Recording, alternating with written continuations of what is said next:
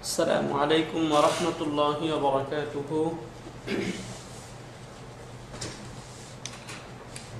الحمد لله وكفى وسلام على عباده الذين اصطفى أما بعد فأعوذ بالله من الشيطان الرجيم. بسم الله الرحمن الرحيم. ولقد يسرنا القرآن للذكر فهل من مدكر. وقال رسول الله صلى الله عليه وسلم خيركم من تعلم القرآن وعلمه أو كما قال النبي عليه الصلاة والسلام.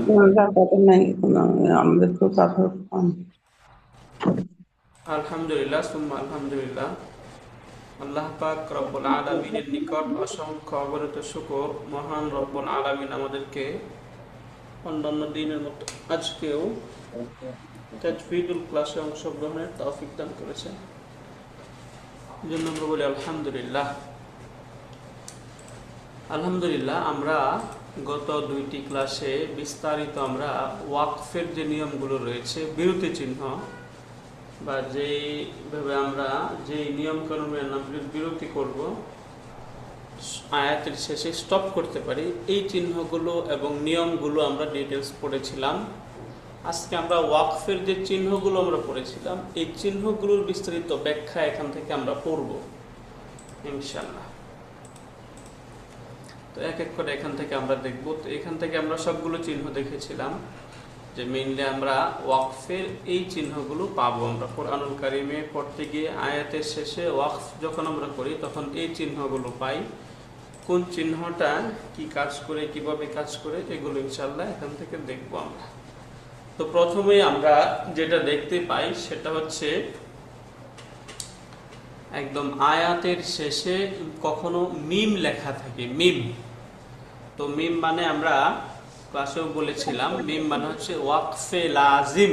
মিম মানে ওয়াকফে লাজিম, তাই না?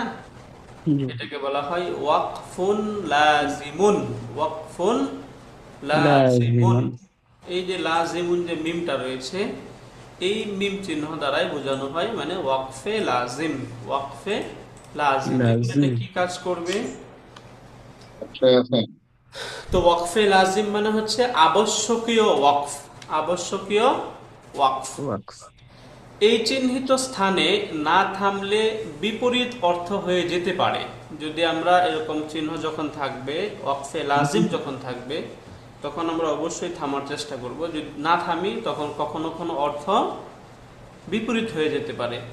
তাই আবশ্যক ওয়াকফ করতে হবে, অন্যথায় কোনো কোনো ক্ষেত্রে কুফরি আশঙ্কা আছে। তো এমন হইতে পারে যে অর্থ বিপরীত হয়ে যাবে। অর্থ যদি বিপরীত হয়ে যায় তাহলে সালাত থাকবে নাকি নষ্ট হয়ে যাবে?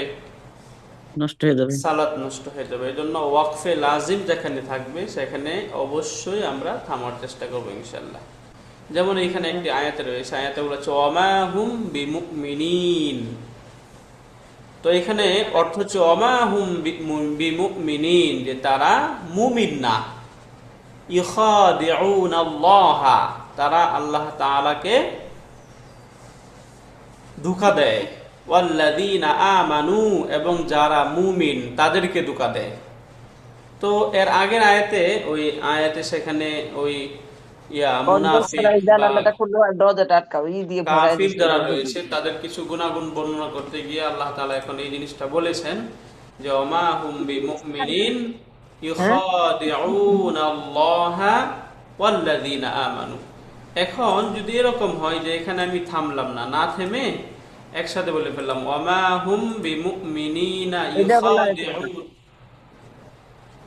ইখাদিউনাল্লাহা ওয়াল্লাযীনা আমানু, তাহলে অর্থ কি দাঁড়ালো?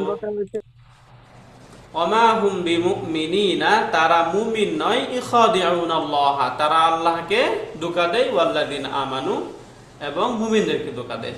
মানে অর্থ দাঁড়ালো যে যারা মুমিন নয় তারা আল্লাহকে ধোঁকা দেয় এবং তার রাস্তা, যারা মুমিন তাদেরকে ধোঁকা দেয়। আর যারা মুমিন তারা কি করে?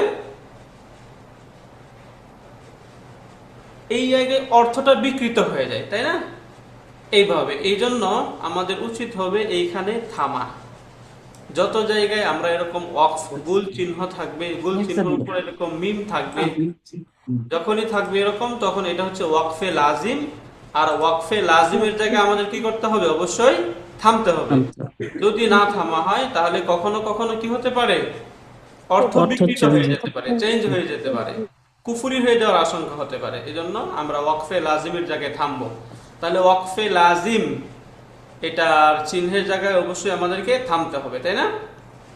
এরপরে আমরা দ্বিতীয় বলেছিলাম এরকম একটা গুল চিহ্ন থাকে কখনো কখনো এরকম, এটাকে বলা হয় ওয়াকফুন তামুন, মানে ওয়াকফে তাম। এটাকে কি বলা হয়? ওয়াকফে তাম। ওয়াকফে তাম বলে এটাকে, মানে হচ্ছে পূর্ণ ওয়াকফ। পূর্ণ ওয়াকফ, ওয়াকফে তাম মানে হচ্ছে পূর্ণ ওয়াকফ। আয়াত শেষে এটি ব্যবহৃত হয়, আয়াতের শেষে এরকম লেখা থাকবে, অতএব এই চিহ্ন থাকলে ওয়াকফ করতে হবে। কিন্তু এর উপর অন্য কোনো ওয়াকফ চিহ্ন যেমন জা, জিম, ত, সদ ইত্যাদি থাকলে সেই মোতাবেক ওয়াকফ করতে হবে। এখন কখনো জা থাকবে, জিম থাকবে, ত থাকবে, সদ থাকবে, এগুলো সামনে বিস্তারিত আসতেছে। হ্যাঁ, তাহলে এরকম গুল চিহ্ন শুধু যখন থাকবে তখন সেটা কি ওয়াকফ? ওয়াকফে তাম। ওয়াকফে তাম। যদি মিম লেখা থাকে তাহলে সেটা ওয়াকফে লাজিম। যদি মিম থাকে তাহলে সেই ওয়াকফের নাম কি? ওয়াকফে লাজিম।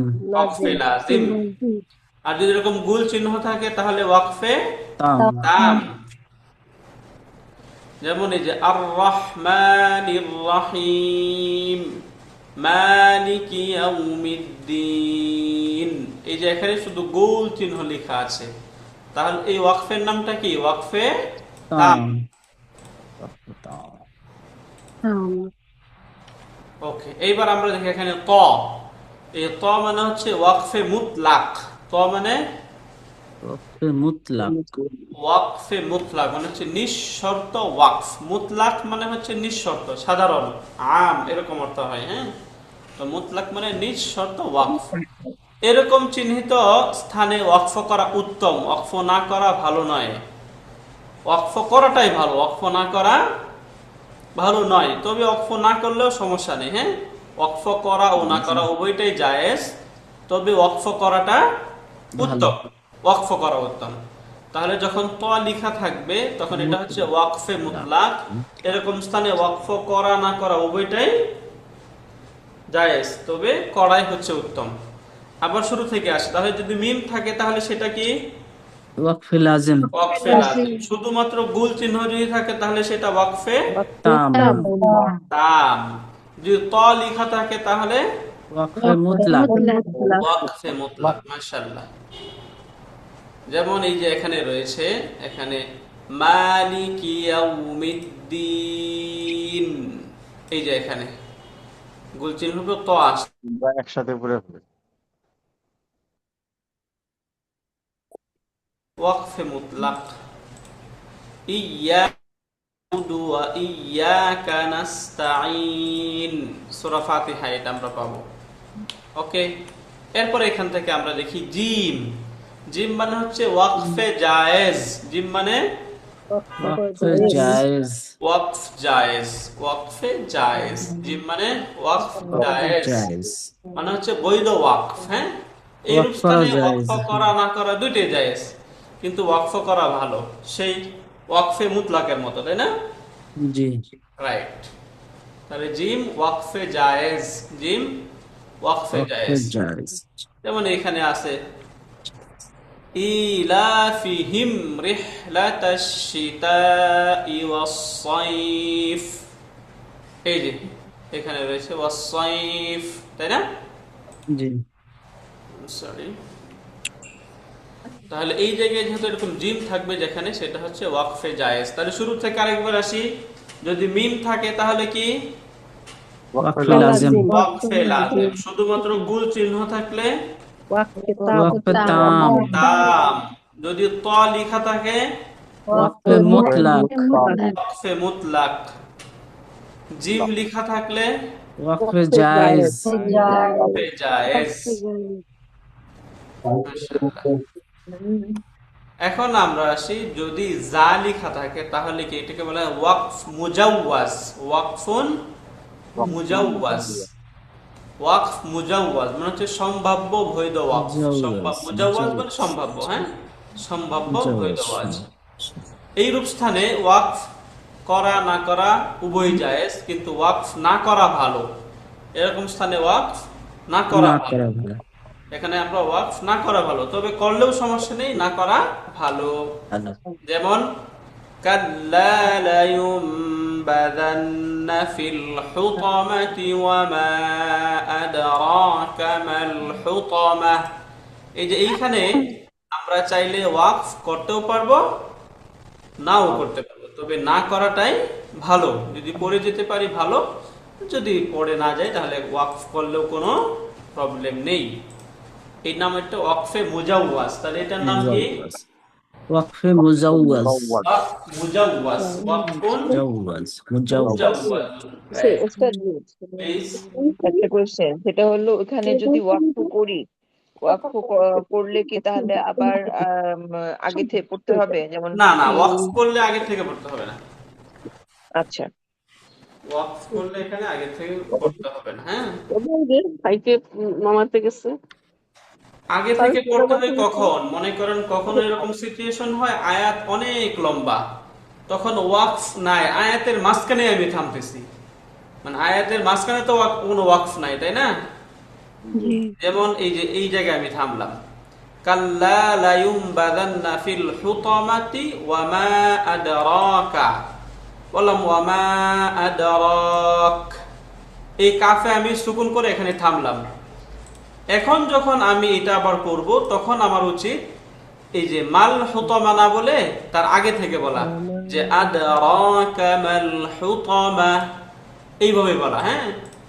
তো যদি আয়াতের শেষে ওয়াকফ করি, যে কোনো জায়গায় আয়াতের শেষে যদি ওয়াকফ করা হয়, তাহলে পরের আয়াত পড়ার সময় তার আগের থেকে পড়ার দরকার নেই। আগের থেকে পড়ার দরকার হবে কখন? যখন কোনো একটা আয়াতের মাঝখানে থামবো আমরা, হ্যাঁ। ইচ্ছাকৃত ভাবে হ্যাঁ, অর্থ করে। বুঝতে পারলেন? জি জি, শুকরান। ওয়াকফে, তাহলে এটা হচ্ছে ওয়াকফে মুজাওয়াজুন, ওয়াকফে ওয়াকফে মুজাওয়াজ। ওয়াকফে মুজাওয়াজ, ওয়াকফে মুজাওয়াজ, হ্যাঁ, মাশাআল্লাহ। এখানে না থামা কি? না থামা ভালো। না না থামা থামা ভালো, ভালো, তাই তবে না? থামাও জায়েজ দুইটাই জায়েজ, তবে না থামাটাই ভালো। ভালো, মাশাআল্লাহ। এরপরে এখন সদ লেখা থাকবে, এটাকে বলা হয় ওয়াকফুন মুরাখাসুন। এটাকে কি বলা হয়? মুরাক্কাসুন। ওয়াকফ মুরাখাস, ওয়াকফ মুরাক্কাস। মুরাখাস, হ্যাঁ। তো মুরাখাসুন তো হচ্ছে অনুমতিপ্রাপ্ত ওয়াকফ। রখাসা ইরাখিসু, আচ্ছা কথা বলি আমরা অনেকেই। তারখিসুন এখান থেকে হচ্ছে মুরাখাস মানে হচ্ছে অনুমতিপ্রাপ্ত, হ্যাঁ। তো ওয়াকফ মুরাখাস এখানে জাস্ট ওই যে এগুলোর অর্থ দেওয়া হয়েছে শুধু বোঝানোর জন্য, প্রত্যেকটা এক একটা সিচুয়েশনকে এখানে মিন করছে আর কি। তো এই রূপ স্থানে ওয়াকফ না করে পড়ার শব্দের সাথে মিলিয়ে পড়া ভালো। ওয়াকফ না করে বরং পরের শব্দের সাথে মিলিয়ে পড়া ভালো, কিন্তু নিঃশ্বাস শেষ হয়ে গেলে ওয়াকফ করা যায়, এজন্য এটাকে বলা হয় অনুমতিপ্রাপ্ত ওয়াকফ, হ্যাঁ। বুঝতে পারলেন? জি। রাইট। তাহলে এটার নামটা একটু বলুন তো, এই সদ যখন লিখে থাকবে এটার নাম কি? ওয়াকফে মুরাক্কাস। ওয়াকফে মুরাখাস, হ্যাঁ, ওয়াকফে মুরাখাস, হ্যাঁ, ওয়াকফে মুরাক্কাস। মুরাখাস। যেমন এখান থেকে বিহিজারাতিম মিন সিজ্জিল, যদি এখানে আমার শ্বাস শেষ হয়ে যায় তাহলে এখানে আমি থামলাম, আর যদি পড়ে যেতে পারি তাহলে ভালো। বিহিজারাতিম মিন সিজ্জিলিন ফাজআলাহুম, মাকুল। শ্বাস ধরে রাখতে পারি তাহলে মিলিয়ে পড়ে যাব, আর যদি শ্বাস না ধরে রাখতে পারি তাহলে এখানে থামলেও কোনো সমস্যা নেই। এটা হচ্ছে ওয়াকফে মুরাখাস। মাকুল, এখানে একটা গুল চিহ্ন পাওয়া যাচ্ছে, এটা কি? ওয়াকফ তাম। ওয়াকফ তাম, মাশাআল্লাহ, হ্যাঁ, ওয়াকফ তাম, রাইট। এবারে এরকম কফ এবং ফা লেখা থাকে কখনো, কফ এবং ফা, তাই না? জি জি কফ ফা লেখা থাকে, এটা বলা হয় ওয়াকফুল আমরি। কি বলে এটাকে? ওয়াকফুন আমরিন ওয়াকফুল আমর আমর রাইট, ওয়াকফুল আমরি। ওয়াকফুল আমর মানে ওয়াকফুল আমরি, ওয়াকফুল আমরি, নির্দেশপূর্ণ ওয়াকফ, নির্দেশপূর্ণ ওয়াকফ। এরূপ স্থানে ওয়াকফ করার জন্য নির্দেশ করা হয়েছে, ওয়াকফের নির্দেশ আছে এরকম, যেমন মিন কুল্লি আমর সালাম, তাই না?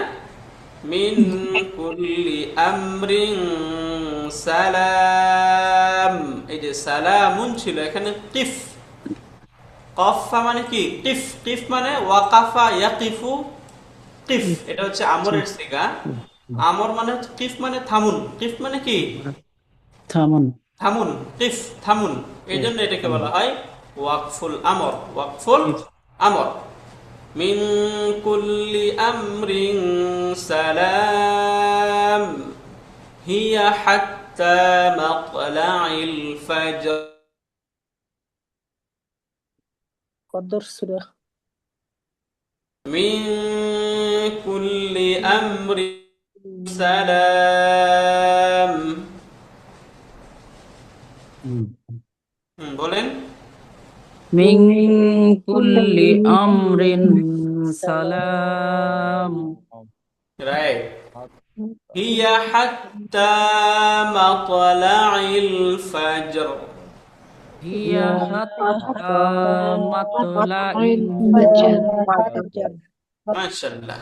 তাহলে হুজুর, এটা, এটা আমরা যখন সূরাতে বলি তাহলে কি সালামুন বলা যাবে? আমরা তো এতদিন, আমি যেমন এতদিন সালামুন পড়ে আসছিলাম, যে আম্মা হ্যাঁ কুল্লি বলতে আমার কোনো সালামুন সমস্যা নেই, ইয়া হ্যাঁ সালাম। সমস্যা নেই, বলে দিতে আহ, সমস্যা নেই। এখানে তো শুধুমাত্র ওয়াকফে লাজিম যেখানে আসছে না, জি ওইখানে হচ্ছে ওয়াকফ করা বাধ্যতামূলক। জি। বাকি সব জায়গায় দেখবেন লেখা আছে দুইটাই করা জায়েজ, করা জায়েজ, না করা ভালো, এরকম মানে অপশনাল। এখানেও ওস্তাদ জি, এরকমই মানে, বলেন প্লিজ। ওস্তাদ জি, কুল্লি আমর এইখানে যে ওয়াকফের উপরে লাম আছে, হ্যাঁ, রাইট। অন্য জায়গায় তো আমরা থেমে যাই, হ্যাঁ। হুম। লামে আচ্ছা, না লামেরটা না সামনে থামতে বলা আসতেছে, হয়েছে তখন আমরা আরো ক্লিয়ার হবো, হ্যাঁ। আসছে সামনে, না ওই লা কিন্তু যখন লেখা থাকবে তখন নরমালি হচ্ছে না থামা, হ্যাঁ। না থাম জি তবে বিধান কি সামনে আমরা এটা আসতেছে দেখবো, হ্যাঁ। হুজুর, আপনি যে এখানে বললেন যে এখানে অক্ষ করার নির্দেশ দেওয়া হয়েছে, নির্দেশ প্রদান করা হয়েছে, তো এখানে তো আমরা থামি না সাধারণত, এখন তাহলে থামবো আর সালাম বলবো, সালামুন বলবো না সূরা বলার সময়? হ্যাঁ, সালাম এখানে ওয়াকফ করবো আমরা, আচ্ছা, ঠিক আছে, জি, ইনশাআল্লাহ। ধন্যবাদ। শুকরিয়া। যদি আরেকটা কোশ্চেন ছিল এখানে, আমাদের ক্ষেত্রে টমেটো এটা ওস্তাদ এখানে একটু আরেকটু কোশ্চেন ছিল। ওই বলেন। এটা জায়গায়, দুদিন পরে ওই আচ্ছা জায়গায় তো মনে হয় ওই যে বুঝতে লামের উপরে 3 ফোঁটা ছিল, এখানে 3 ফোঁটা ছিল, যে 3 ফোঁটা 3 ফোঁটা যেটা থাকে ওইটাই তো মানে একটাই ওয়াকফ করতে হয়, একটাই ছাড়তে হয়, এরকম তাই তিন কি? ফোঁটা যখন থাকে, হ্যাঁ, এখানে 3 ফোঁটা 3 ফোঁটা ছিল না? এরকম হ্যাঁ হ্যাঁ হ্যাঁ হ্যাঁ। আমার এইখানে তো 3 ফোঁটা ছিল, আমার মনে তো তো মনে না। হচ্ছে এইখানে ছিল, এইখানে ছিল, এই ফাঁপের উপর। সূরা আমি বের একটু করি আমি একটু দেখি। ওকে, আমরা সূরা জাস্ট একটু দেখে নিচ্ছি আমিও। এই জন্য মনে হয় একটা ফাজর না, ছাড়তে 3 ফোঁটা নাই এখানে, ওইটাই ঠিক, এইটাই রাইট, ঠিক আছে। এটাই এটাই ঠিক না? আচ্ছা। রাইট, শুক্রান। তাহলে এটা হচ্ছে ওয়াকফুল আমর। এরপর আমরা কফ লেখা থাকবে, কফ, এটাকে বলা হয় কিলা, হ্যাঁ, আলাইহি ওয়াকফুন। এটা হচ্ছে কতিপয়ের মতে ওয়াকফ, কেউ কেউ বলেছেন এখানে ওয়াকফ করতে হয়, অর্থাৎ কেউ ওয়াকফ করতে বলেন, আবার কেউ না করতে বলেন। এরূপ ক্ষেত্রে ওয়াকফ না করাই নিরাপদ, এরকম ক্ষেত্রে ওয়াকফ না করার নিরাপদ না করাই নিরাপদ, হ্যাঁ। এটাকে বলা হয় কাফ কিলা, হ্যাঁ, কিলা আলাইহিল ওয়াকফ। কি বলে আলাইহি এটাকে? কিলা আলাইহিল ওয়াকফ, হ্যাঁ, কিলা কিলা কিলা কিলা আলাইহিল ওয়াকফ। এরূপ স্থানে ওয়াকফ না করাই নিরাপদ। বুঝতে পারলাম? হুম, যখন শুধু কফ লেখা থাকবে তখন এটাকে কি বলা হয়? আলাইহি ওয়াকফুন। আর কি এরকম স্থানে না করাই নিরাপদ। না করাই কি নিরাপদ। নিরাপদ, না করাই নিরাপদ। যেমন আমরা দেখি উদাহরণের মাধ্যমে, ويكفرون بما وراءه وهو الحق مصدقا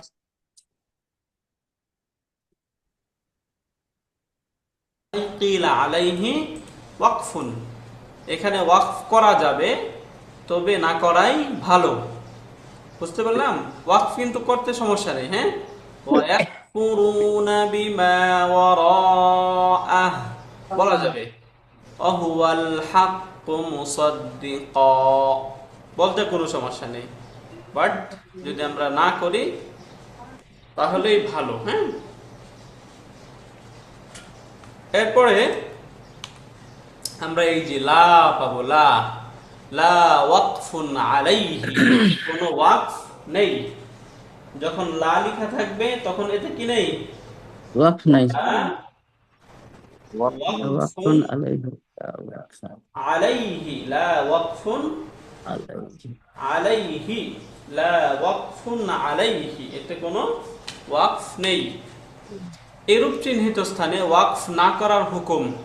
যথাসম্ভব ওয়াকফ না করাই কর্তব্য। যদি এখানে ওয়াকফ করা হয় তাহলে এটা শিথিল পর্যায়ের, বাকি ওয়াকফ না করাই উচিত।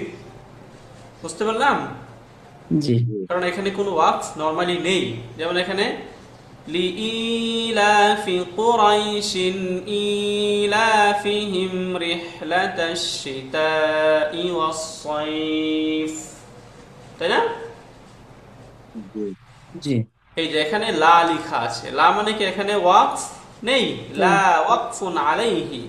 তবে যদি ওয়াকফ করা হয়, একান্ত যদি করাই হয় তাহলেও সমস্যা নেই, তো না করাই কর্তব্য আমাদের। এখানে জিম লেখা আছে, যদি জিম থাকে তাহলে সেটা কি? জায়েজ। মাশাআল্লাহ, ওয়াকফে জায়েজ। ওস্তাদ, এটাকে একটা বলা হয় কোয়েশ্চেন ছিল। ওয়াকফে জায়েজ। লিলা ফি কুরাইশিন ইলা, এখানে তো লামের উপরে খাড়া যাব। এখানে ওই যে জেডটা সেদিন বলেছিলাম, ভুলে গেছি আসলে। বুঝতে পারিনি, আবার বলুন তো। ওই যে লামের পর লা ফিহিম, এটা ইলাই ইলাই ফিহিম হচ্ছে, লামের পরে তো খাড়া জবর আছে। হ্যাঁ, লামে খারা জবর। এখানে এই যে হামজাতে কাসরা আছে, এখানে যদি দেওয়া নেই, বাকি এখানে হামজা কাসরা থাকবে। হ্যাঁ, আচ্ছা, এটা বুঝে নিতে হবে, রাইট? না এটা এখানে দেওয়া নেই, বুঝে নিতে হবে। কোরআনে আপনারা দেখবেন কাসরা দেওয়া আছে এখানে। হ্যাঁ, কিনে আচ্ছা, আসে নাই এই আর কি। এখানে আর কি আসে নাই। জি জি, ওকে। কোরআনে পড়ার সময় পেয়ে যাবেন আপনারা, এখানে কাসরা পাবেন। এখানে ফন্টের কারণে একটু প্রবলেম হয়েছে এখানে। হ্যাঁ, ওকে। এরপরে আমরা পাবো এরকম সদ এবং লাম লেখা থাকবে, সদ এবং লাম। বুঝতে পারলেন? সদ মানে হচ্ছে কদ ইউসালু, মাঝে মধ্যে মিলিয়ে পড়া যাবে, মাঝে মধ্যে মিলিয়ে পড়া যাবে। কদ ইউসালু, কদ ওয়াসালা ইয়াসিলু, এখান থেকে এটা প্যাসিভ ফর্মে হয় ইউসালু। হ্যাঁ, কদ ইউসালু, ইউসালু মানে হচ্ছে মিলিয়ে পড়া। তো এখানে মাঝে মাঝে মিলিয়ে পড়া যাবে, সেখানে হচ্ছে এই ওয়াকফ। বিধান কি? কোনো কোনো সময় ওহাতে ওয়াকফ করা হয়, আবার কোনো কোনো সময় মিলিয়ে পড়া হয়, তবে মিলিয়ে পড়া ভালো। এরকম স্থানে কি করা ভালো? মিলিয়ে পড়া ভালো। মিলিয়ে পড়া ভালো। ওয়াকফ করলে কোনো সমস্যা হবে না। ওয়াকফ করলেও কোনো সমস্যা নেই, তবে মিলিয়ে পড়াই ভালো। মাশাআল্লাহ। যেমন উদাহরণ দেখি আমরা।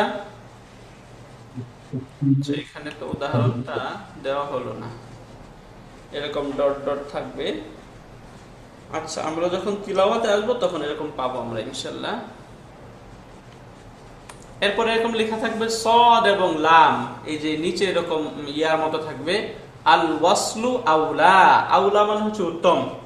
এরকম স্থানে বলা হয় মিলিয়ে পড়াই উত্তম, মিলিয়ে পড়া উত্তম। এরকম স্থানে মিলিয়ে পড়া উত্তম। যদি সদ এবং লামের পরে ইয়াটা নিচের দিকে থাকে, এটা কি বলা হয়? আল ওয়াসলু আউলা, আল ওয়াসলু আউলা আউলা বলে থাকে, হ্যাঁ Yes, আউলা মানে আউলা হচ্ছে উত্তম। আফদল পড়ছি না আমরা, আফদলু, ওই আফদলু আউলা একই, আল ওয়াসলু আউলা, মিলিয়ে পড়া উত্তম।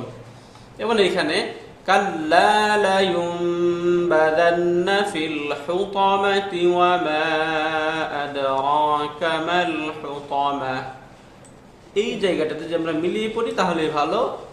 মিলিয়ে না পড়ে এখানে ওয়াকফ যদি করা হয়, যদি এভাবে বলা হয় কাল্লা লা ইউনবাযান্না ফিল হুতামা, এরকম যদি ওয়াকফ করা হয় তাতেও কোনো প্রবলেম নেই। আমরা তো থেমে যাই উস্তাদ জি, হ্যাঁ আমরা থেমে যাই আর কি হ্যাঁ, পড়ার থেমে সময়। গেলেও সমস্যা নেই, থেমে গেলেও কোনো সমস্যা নেই। তাহলে উস্তাদ এখানে যতগুলো পড়তেছি শুধু মিমের ক্ষেত্রে এটা ওয়াজিব আর কি, আর সবগুলো তো মনে করেন করা যাচ্ছে বাইশ বার্সার মতো, মানে করলে করা যাচ্ছে, না করলেও সমস্যা নেই। হ্যাঁ, ম্যাক্সিমাম গুলো এরকমই। হ্যাঁ, জি এজন্য তো একদম একদম ওই যে ওয়াকফের ক্লাসে বলেছিলাম দুইটা চিহ্ন একটু বেশি মনে রাখতে হয় আমাদের, একটা হচ্ছে মিম আর একটা হচ্ছে লা। হ্যাঁ, বাকিগুলো অত ঝামেলা নেই, দুইটাতে অপশনাল। এরপরে এখানে আমরা বলবো সাক্তা, সিন কাফ তা, সাক্তা, তাই না?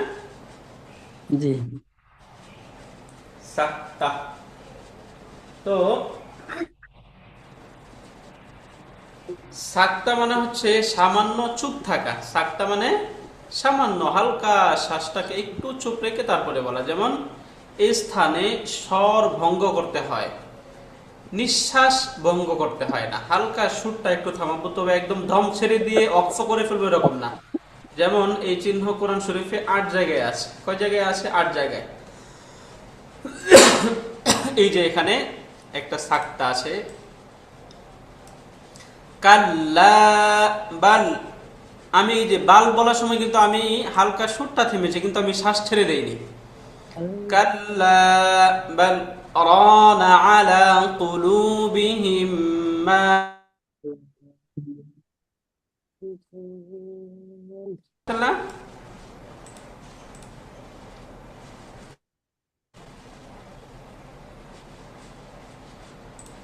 হ্যালো, আমাকে শুনতে পাচ্ছেন? জি বলেন,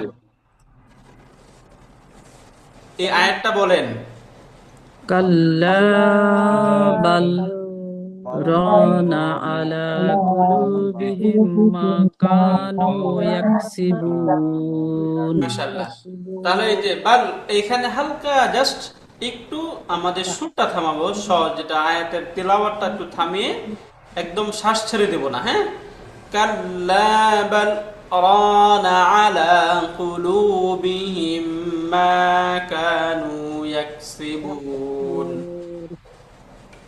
হ্যাঁ, বলেন আবার।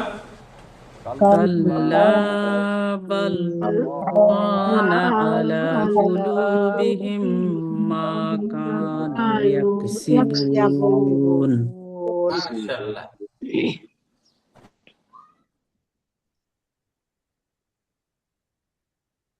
তুন ওয়াকফ এরকম লেখা থাকবে না, হচ্ছে সামান্য। ওয়াকফাতুন মানে হচ্ছে সামান্য বিরতি, এরকম যখন থাকবে তখন অর্থ হচ্ছে সামান্য বিরতি থাকবে। হ্যাঁ, ওয়াকফা সামান্য বিরতি। এই স্থানে সাক্তার ন্যায় এমন ভাবে আমাদের পাঠ করতে হবে যেন ওয়াকফের মোটামুটি কাছাকাছি হয়, শ্বাস ছাড়বে না, অর্থাৎ সাক্তার তুলনায় একটু বেশি।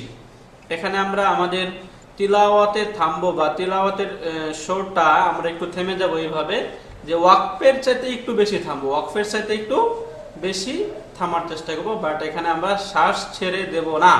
কি করব না? শ্বাস ছেড়ে দেব না। বুঝতে পারলাম? রাইট, ওকে। এবার বলি এখান থেকে ইলাল ইবিলি কাইফা খুলিকাত ওয়া ইলাস সামাই কাইফা রুফিআত।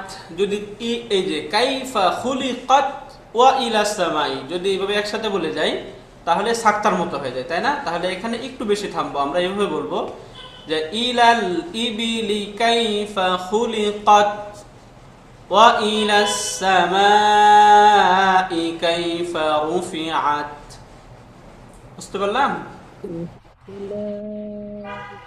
উস্তাদ জি, বলেন। এখানে কি নিঃশ্বাস ছাড়বো? না, সাকরাতে তো নিঃশ্বাস ছাড়বো না। হ্যাঁ, নিঃশ্বাস ছাড়বো না, আচ্ছা জি। নিঃশ্বাস ছাড়বো না। হ্যাঁ, দম আটকে রাখতে হবে। রাইট। একটু দমটা ছেড়ে মানে জাস্ট সুরটা একটু থামাবো, নিঃশ্বাস, হুজুর আমরা শ্বাস ছাড়বো না। এখানে হুজুর তো চিহ্নটা যে আসে নাই মনে হয়। সিগন্যাল সিগন্যালটা আসে সিগন্যালটা নাই, নাই। হ্যাঁ, সিগন্যাল আসে নাই। এখানে এই সিগন্যালটা ছিল। হ্যাঁ, ও আচ্ছা, ফন্টের কারণে মনে হয়। হ্যাঁ, ও এই লেখাটা এখানে আসেনি আর কি, এইখানে ছিল। এই যে বড় যে বৃত্তটা, এটা মাঝখানে ছিল। তারপর হ্যাঁ, হুম। ঠিক আছে। ওয়াকফাতুন এরকম ছিল। হ্যাঁ, এরপরে এরকম এই যে এখানে ডট থাকবে, এটাকে বলা হয় মুআনাকাহ। কি বলে এটাকে? মুআনাকা। আনাকা ইউআনাকু মুআনাকাতুন, অর্থ হচ্ছে যুক্ত করা। হ্যাঁ, যুক্তকরণ। এই চিহ্ন শব্দ বা বাক্যের ডানে বা বামে দুই পাশে থাকে। পড়ার সময় প্রথম জায়গায় ওয়াকফ করিলে দ্বিতীয় স্থানে মিলিয়ে পড়তে হয়, কিংবা দ্বিতীয় স্থানে ওয়াকফ করলে প্রথম স্থানে মিলিয়ে পড়তে হয়। অর্থাৎ যে কোনো এক স্থানে মিলিয়ে পড়তে হবে। এটাকে বলা হয় যুক্তকরণ, মানে মুআনাকা। মুআনাকা, হ্যাঁ। যেমন এই যে এরকম থাকবে, এখানে দুইটা, এই যে এখানে কিফ। কিফ মানে একটা ওয়াকফ এখানে, তাই না? মানে হচ্ছে ওয়াকফুল আমর, তাই না? তো ওয়াকফুল আমরে আবার এখানে এই ডটটা আসছে, ওয়াকফে মুআনাকাও আসছে। তাহলে এটাকে আমরা ওই যে আগেটার মতো এখন এই জায়গায়, এটা হচ্ছে ওয়াকফে মুআনাকা। হ্যাঁ, এখন যদি এই জায়গায় আমরা থামি, তাহলে আগেরটার সাথে মিলিয়ে পড়বো। আর যদি পরে থামি, তাহলেও কোন কোন জায়গায় এখানে এইখানে থামতে পারি। এক নাম্বার কি এইখানে থামা যায়, আরেকটা এইখানে থামা যায়। দুই জায়গায় থামতে পারি। এখন কিভাবে এটা আমরা থামবো, কিভাবে পড়বো, এটা দেখার চেষ্টা করি। যদি প্রথম জায়গায় আমরা থেমে যাই, মানে ওয়াকফে মুআনাকা যেখানে আছে সেখানে যদি আমরা থামি, তাহলে দ্বিতীয় স্থানে মিলিয়ে পড়তে হবে। বুঝতে পারলাম? সালামুন হিয়া হাত্তা মাতলাইল ফাজর, এইখান থেকে মিলিয়ে পড়বো। হ্যাঁ, আর যদি আমরা এইখানে থামি, অর্থাৎ দ্বিতীয় জায়গায় যদি আমরা থামি, এইখানে যদি আমরা থেমে যাই, তাহলে এইখানে মিলিয়ে পড়তে হবে। মানে যে কোনো একটার সাথে মিলিয়ে পড়তে হবে। হ্যাঁ, ওয়াকফে মুআনাকার সাইনগুলো এইভাবে থাকবে। যেমন মিন কুল্লি আমরিন সালাম, এই সালামে থামলাম। যদি সালামে থামি, তাহলে কি করব, এটা মিলিয়ে পড়ব। বুঝতে পারলাম? জি। আর যদি মিন কুল্লি আমর এখানে থামি, তাহলে এখানে মিলিয়ে পড়ব। সালামুন হিয়া হাত্তা মাতলাইল ফাজর।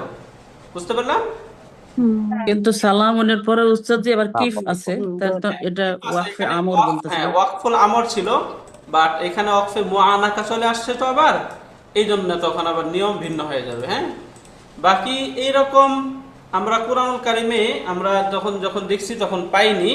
এখানে মূলত ওই যে অন্য আয়াতে এরকম থাকবে, বাকি এখানে বেশিরভাগ সময় আমরা পেয়ে যাব হচ্ছে ওয়াকফুল আমরটাই পাবো। হ্যাঁ, তো ওয়াকফুল আমরের ক্ষেত্রে সাধারণত ওয়াকফের নির্দেশ রয়েছে। তো আমরা এইখানে এই পর্যন্ত এখানে থামবো। মিন কুল্লি আমরিন সালাম, চেষ্টা করবো এটা। এরপরেরটা এখানে এইভাবে পড়তে, হিয়া হাত্তা মাতলাইল ফাজর। বুঝতে পারলাম? এক কথায় এরকম ওয়াকফে যখন সাইন থাকবে, তখন এই ওয়াকফে থামা না থামা, কোনো থামা না থামাতে মানে মেজর কোনো প্রবলেম হবে না, শুধুমাত্র ওয়াকফে লাজেম ছাড়া। হ্যাঁ, ওয়াকফে লাজেমে যদি না থামা হয়, তখন আয়াতের অর্থ চেঞ্জ হয়ে যেতে পারে, তখন ঝামেলা হয়। আর বাকি ওয়াকফগুলাতে থামা না থামাতে তেমন কোনো যায় আসে না, কখনো উত্তম অনুত্তম এরকম হালকা পাতলা।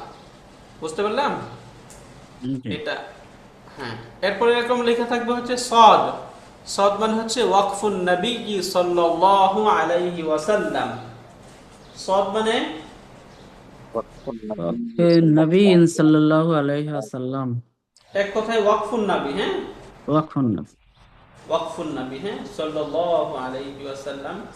নবী করিম সাল্লাল্লাহু আলাইহি ওয়াসাল্লাম নাম যদি কোনো একটা মজলিসে একবার শোনা হয়, তো একবার সাল্লাল্লাহু আলাইহি ওয়াসাল্লাম পড়া উচিত। সাল্লাল্লাহু আলাইহি ওয়াসাল্লাম। রমাদান মাস যত বেশি দরুদ পড়তে পারি ততই ফায়দা। হ্যাঁ, রাসূল বলেছেন, যে ব্যক্তি আমার উপর একবার দুরূদ পড়বে, আল্লাহ তাআলা তার উপর 10 বার রহমত নাযিল করবেন। কতবার? হাদিসে আসছে, মান সাল্লা আলাইয়া ওয়াহিদান সাল্লাল্লাহু আলাইহি 10 মাররা। আল্লাহ তার উপর অন্তত 10 বার রহমত, দয়া, অনুগ্রহ প্রেরণ করবেন। এমনি ওস্তাদ, ওই মানে দুরূদ শরীফ কোনটা? ওই, প্রায় সময় তো আমরা দুরূদ শরীফ বলতে সংক্ষিপ্তটা পড়ি, মানে যেটা আমরা জিকিরের ক্ষেত্রে, এমনি কোনটা পড়া উচিত? না দুরূদে ইব্রাহিম? যখন যেটা আপনার জন্য কনভিনিয়েন্ট হয় সেটাই পড়বেন। যদি সময় থাকে তো যদি ইব্রাহিমটা পড়েন, লম্বা দরুদ, একটু বেশি সময় নিয়ে পড়া হলো। একদম সংক্ষিপ্ত সময় সাল্লাল্লাহু আলাইহি ওয়াসাল্লাম পড়েন, রাস্তাঘাটে আছেন বা কোথাও আছেন, পড়েন সাল্লাল্লাহু আলাইহি ওয়াসাল্লাম, সমস্যা নেই, হ্যাঁ। হয়ে যাবে আবার না? যখন ফ্রি টাইম আছেন তখন একটু দরুদ ইব্রাহিম পড়েন। আবার অন্যান্য যে দরুদগুলো রয়েছে সেগুলোও পড়েন, কোনো সমস্যা নেই। যে কোনো দরুদ পড়লেই হবে, হ্যাঁ। কারণ এখানে শুধুমাত্র রাসূল বলছে সাল্লা আলাইয়া ওয়াহিদান, মানে যে ব্যক্তি রাসূলের উপর দুরুদ পড়বে। দুরুদ বলতে এখানে সুনির্দিষ্ট কোনো দুরুদের কথা বলা হয় না, যে কোনো দুরুদ। বুঝতে পারলেন? জি উস্তাদ। শুকরান। এই যে এখানে বলা হচ্ছে ফাস্তাবিকুল খায়রাত আইনামা তাকুনু ইয়াতি বিকুমুল্লাহু জামিআ। তাহলে এখানে যে সদ, সদ মানে কি? ওয়াকফুন নবী সাল্লাল্লাহু আলাইহি ওয়াসাল্লাম। এখানে ওয়াকফ করা অতি উত্তম, শুধু উত্তম না, অতি উত্তম। তাহলে সদ যেখানে থাকবে সেখানে আমরা একটু ওয়াকফ করার অবশ্যই চেষ্টা করব, এটা অতি উত্তম। এক্ষেত্রে কি উস্তাদ মানে সাল্লাল্লাহু আলাইহি সাল্লাম বলতে হবে? না, আচ্ছা, জাস্ট এমনি থামবো? এমনি থামবো, হ্যাঁ। ওকে। যেখানে নাম থাকবে সেখানে সাল্লাল্লাহু আলাইহি সাল্লাম বলতে হবে। সদ যেখানে থাকবে, হ্যাঁ, আচ্ছা জি। রাইট, মানে বলতে হবে না, এখানে ওয়াকফ করা তার কি উত্তম, হ্যাঁ। জি। বুঝতে পারলেন? হ্যাঁ। তো এরকম এই যে গাইন লেখা থাকবে, মানে এটা হচ্ছে ওয়াকফুল গুফরান। ওয়াকফুল গুফরান মানে হচ্ছে ক্ষমা প্রাপ্তির ওয়াকফ। এখানে ওয়াকফ করলে আল্লাহ ক্ষমা করবেন। এখানে ওয়াকফ করলে গুনাহ মাফ করে দেন, আল্লাহ তাআলা কি করে দেন? গুনাহ মাফ করে দেন। এরকম যখন থাকবে এটাকে বলা হয় ওয়াকফ জিবরাইল আলাইহিস সালাতু ওয়াস সালাম। জিবরাইল আলাইহিস সালাম এর ওয়াকফ। জিবরাইল আলাইহিস সালাম পড়ার সময় তিনি এই জায়গায় ওয়াকফ করতেন, এই জন্য এটাকে বলা হয় ওয়াকফে জিবরাইল। কি বলে এটাকে? ওয়াকফে জিব্রাইল। ওয়াকফে জিবরাইল। তো গাইন যখন থাকবে, গাইন, তখন এই ওয়াকফের নাম কি? ওয়াকফের গুফুরান। গুফরান, গুফরান। হ্যাঁ? ওয়াকফুল গুফরান। আবার বলেন, এটার নাম কি? ওয়াকফুল ওয়াকফুল গুফরান। ওয়াকফুল গুফরান। ওয়াকফুল গুফরান। গুফরান। মাশাআল্লাহ। এরপর যখন এরকম সাইন থাকবে তখন এটা কি? ওয়াকফে বলেন, জিব্রাইল আলাইহিস ওয়াকফে সালাম। জিবরাইল। ওয়াকফে জিব্রাইল। চিহ্নটাকে কি বলতেছেন? জিবরাইল, জাবরাইল যেটাই বলি, সমস্যা নেই। ওকে। এই স্থানে ওয়াকফ করা বরকতপূর্ণ। যদি ওয়াকফ করি ভালো, ওস্তাদ জি, বরকতপূর্ণ। প্লিজ জি, ওস্তাদ প্লিজ রিপিট করবেন। ওয়াকফে নবী যেটা সদ দিয়ে না? হ্যাঁ, নাকি ওয়াকফুন নাবি হচ্ছে সদ, এরকম সদ লেখা সদ থাকে, দিয়ে? ওয়াকফুন নাবি। হুম, গাইন মানে হচ্ছে ওয়াকফুল গুফরান। গাইন। আর এরকম আইন যখন থাকবে, এই যে আইনের এই টাইপের যখন থাকবে, এটা হচ্ছে ওয়াকফে জিবরাইল, হ্যাঁ। এটা ওয়াকফে হ্যাঁ। জিবরাইল।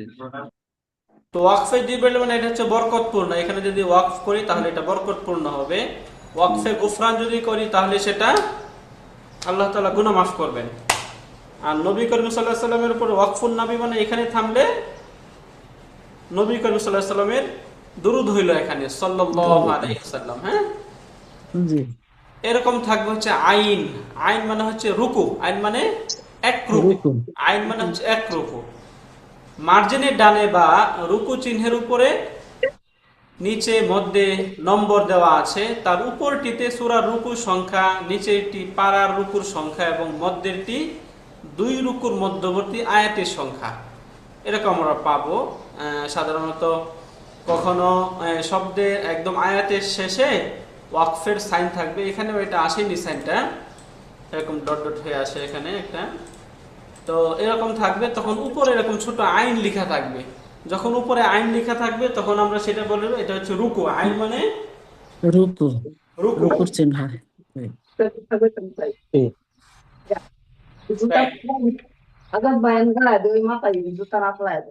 যেমন এইখানে আমরা একটা পুরা সামারি দেখি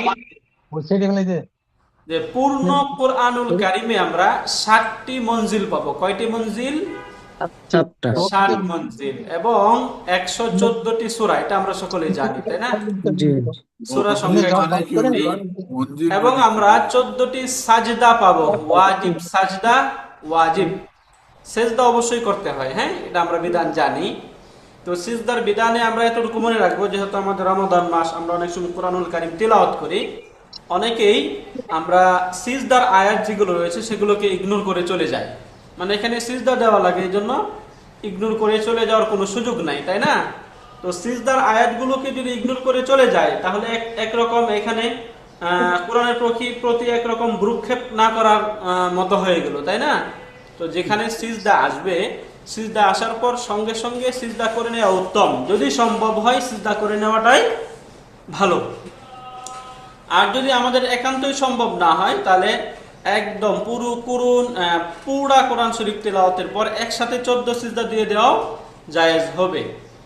এবং আমরা যখন সিজদার আয়াত পড়ি তখন আয়াতের পড়ার বিধান হচ্ছে, আমরা যে মজলিসে বসে তিলাওয়াত করতেছি সেই মজলিসে যদি একই সিজদার আয়াত বারংবার পড়া হয় তাহলে একটি সিজদা করলেই হবে।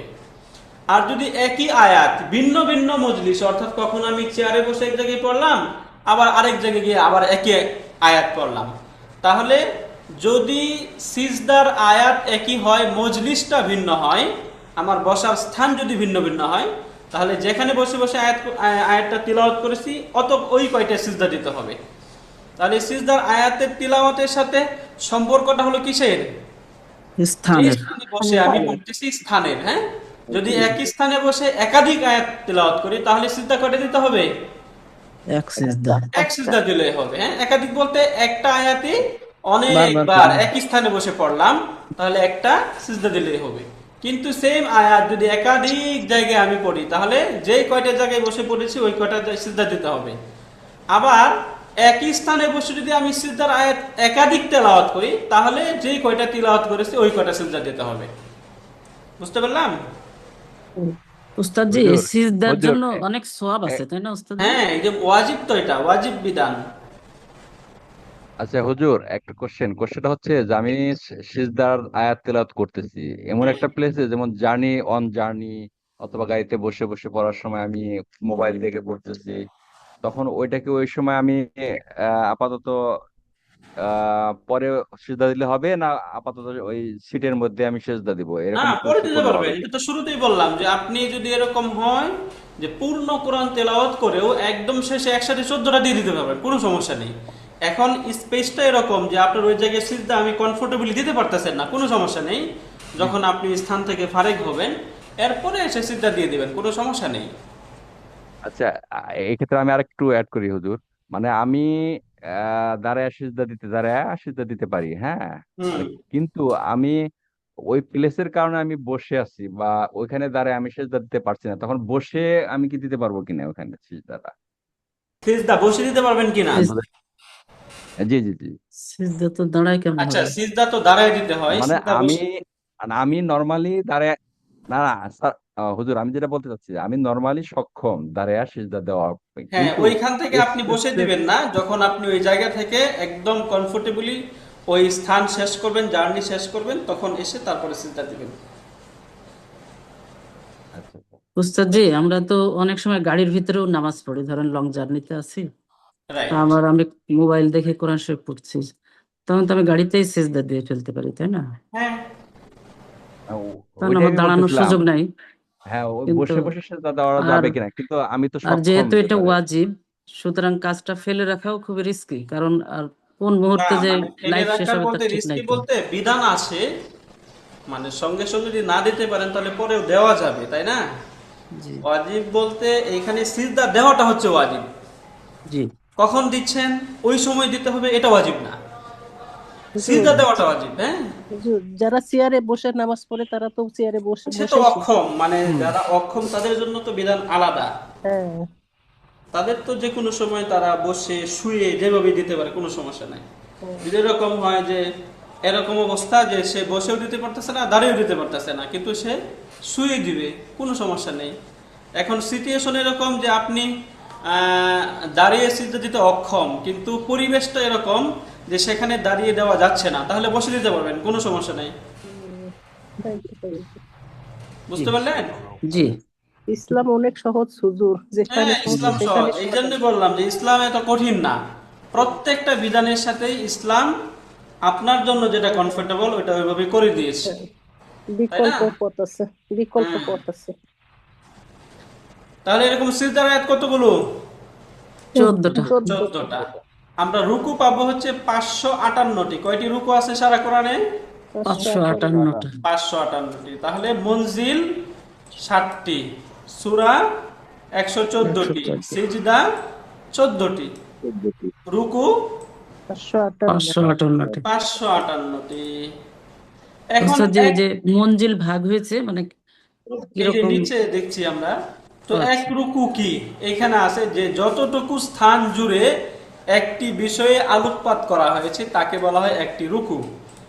মানে আল্লাহ পাক রব্বুল আলামিন কোরআনের অনেক জায়গায় সুনির্দিষ্ট কোনো একটা বিষয় নিয়ে আয়াতগুলো নাজিল করেছেন। তো যতটুকু স্থান জুড়ে আল্লাহ তাআলা সুনির্দিষ্ট কোনো একটা বিষয় নিয়ে আলোচনা করেছেন, ওই স্থানটুকুই হচ্ছে ওই রুকু, এটাকে বলা হয় রুকু। হ্যাঁ, আর মনজিলটা হচ্ছে, এটা একজন সাহাবীর আমল, সেটা হচ্ছে হযরত উসমান রাদিয়াল্লাহু তাআলা আনহু সপ্তাহে একবার কোরআন খতম করতেন। তিনি প্রতি সপ্তাহে একবার কোরআন খতম করতেন। হ্যাঁ, তো তিনি প্রতিদিন যে পরিমাণ তিলাওয়াত করতেন ওই পরিমাণকে বলা হয় এক রুকু।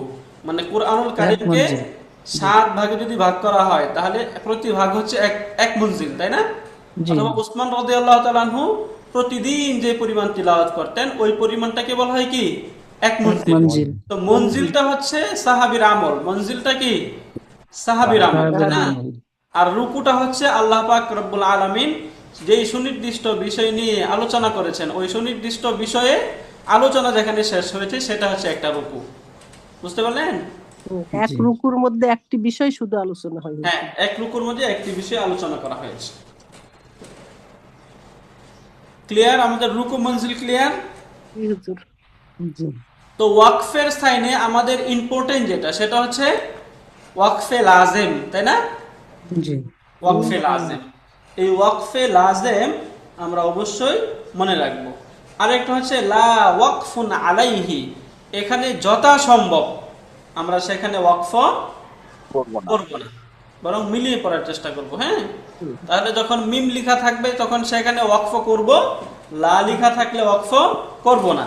আর বাকি যতগুলো আমরা পড়লাম সবগুলোতেই উত্তম অন্তম, সেখানে আপনি চাইলে ওয়াকফ করতেও পারেন, নাও করতে পারেন। হ্যাঁ, বাকি প্রত্যেকটা সিমটম এবং সাইনের সাথে জাস্ট আমরা পরিচিত হলাম, তা না হলে এগুলো শুধু লেখা থাকলো দেখলাম তাহলে মনের আত্মতৃপ্তি হয় না, তাই না? এই জন্য আত্মতৃপ্তির জন্য আমরা এই সাইনগুলোর সাথে পরিচিত হলাম। মাশাআল্লাহ। তো ওয়াকফের বিষয়ে, ওয়াকফের সাইনে আমাদের এখন কোনো প্রশ্ন আমাদের আশা করি থাকবে না, কারণ হচ্ছে এগুলো তো আমরা এখন মাত্র দেখলাম, এগুলো পড়ার পরে তখন হয়তো বা আমাদের কোনো কোনো কোশ্চেন থাকবে ইনশাআল্লাহ, তাই না? তারপরে যদি কোনো প্রশ্ন থাকে বলেন। প্রশ্ন আছে কোনো আমাদের? আচ্ছা হুজুর, আচ্ছা প্রশ্ন একটা আছে, একটা হচ্ছে বলেন। যে কোরআনের বিভিন্ন জায়গায় ওই যে লেখে, হ্যাঁ, হামজা লিখে না, লিখে ওই সংখ্যা লেখা, তাহলে মঞ্জিলটাকে উপরে লেখা থাকে না রুকু নিচে লেখা থাকে? উপরে যদি আইন লেখা থাকে বা পাশে যদি কখনো আইনটা লেখা থাকে সেটা হচ্ছে মনজিল। হ্যাঁ, রুকু। বুঝতে পারলেন? মানে হচ্ছে কি আয়াত শেষ দেখবেন ওই যে ওয়াকফের যে সাইনটা আছে ওইটার উপরে কখনো আইন লেখা থাকে, কখনো আমরা ওই যে কোরআনুল কারীম যেগুলো আমরা হাতে পড়ি, মানে যেগুলো ওই যে অ্যাপস না, ওইগুলোর একদম পৃষ্ঠার সাইডে লেখা থাকবে আইন, রুকু, এরকম লেখা থাকবে। না হুজুর, মানে আইনের মধ্যেই, মানে হচ্ছে কি আইনের মধ্যেই পেটের মধ্যে হচ্ছে একটা সংখ্যা লেখা থাকে, নিচে একটা সংখ্যা লেখা থাকে, সেক্ষেত্রে মানে একটা রুকু একটা মঞ্জিল বোঝানো হয়েছে মেবি, নাকি? যদি একই জায়গায় এরকম হয় যে মানে এইখানে আল্লাহ তাআলা এখানে একটা বিষয় শেষ করেছেন, তো এখানে আবার রুকু আসছে, একই জায়গায় মঞ্জিল হতে পারে। হ্যাঁ, তো আইন দ্বারা ওইখানে মঞ্জুর বোঝানো হচ্ছে, আর ইয়া দ্বারা আইন দ্বারা রুকু বোঝানো হচ্ছে, আর ওইখানে যদি মিম থাকে তাহলে ওইটার দ্বারা মঞ্জুর বোঝানো হচ্ছে। বুঝতে উস্তাদ জি, পারলেন? যে ওয়াকফ করলে ওই আহ গুনাহ মাফ হবে, ওই ওয়াকফটা কোনটা জানি বললেন উস্তাদ? ওটা হচ্ছে ওয়াকফুল গুফরান, গাইন লেখা থাকবে, হ্যাঁ। গয়েন। আচ্ছা, তো এটাও তো ইম্পর্টেন্ট তাই না উস্তাদ জি, যে আমাদের এটাও এখানে ইম্পর্টেন্ট, ওয়াকফ করলেই ভালো, কারণ ওয়াকফ করলে তো ভালো, গুনাহ মাফ হবে। গুনাহ মাফ হচ্ছে, তাই না? জি। আর ওস্তাদ একটু ওই মানে সেজদার আয়াতগুলা তো কি পরে আসবে, মানে সেজদা আয়াতগুলো তো আমরা জানি না, বেসিক্যালি আমি জানি না সেজদার আয়াতগুলো। এটা একদম সহজ হচ্ছে, একটু সার্চ করলে পেয়ে যাবেন যে কোনো জায়গায়, জাস্ট শুধু গুগলে সার্চ করলে পেয়ে যাবেন যে সিজদার কোরআনে আয়াতগুলো কি কি। কোরআনে লেখাই থাকে কোরআনে হুজুর, সবসময় সেজদা লেখা আর থাকে। হচ্ছে এখানে লেখাই সেজদা লেখা থাকবে, থাকে। সিজদা লেখা থাকে, হ্যাঁ। কি লেখা থাকে আরবিতে, মানে সেজদা? হ্যাঁ, বাংলায় লেখা আরবিতে আরবিতে থাকে, লেখা থাকলেও বাংলাতেও বোঝা থাকে, যায়। বাংলাগুলো বাংলায় বাংলাতে লেখা থাকে। থাকে। আচ্ছা, বাংলা ডাউনলোড লেখা করা থাকবে, থাকে। এবং ওই যে একদম সিজদা শব্দটা থাকবে, আয়াতের সিজদা শব্দ থাকবে, হ্যাঁ। আয়াত শেষে সিজদাটা থাকে, কত নম্বর সিজদা সেটাও থাকে। রাইট, এবং এই 14টা আয়াত ইনশাল্লাহ নেক্সট ক্লাসে, তাহলে ইনশাল্লাহ আমরা আবার পড়ে নেবো ইনশাল্লাহ, হ্যাঁ। ইনশাআল্লাহ।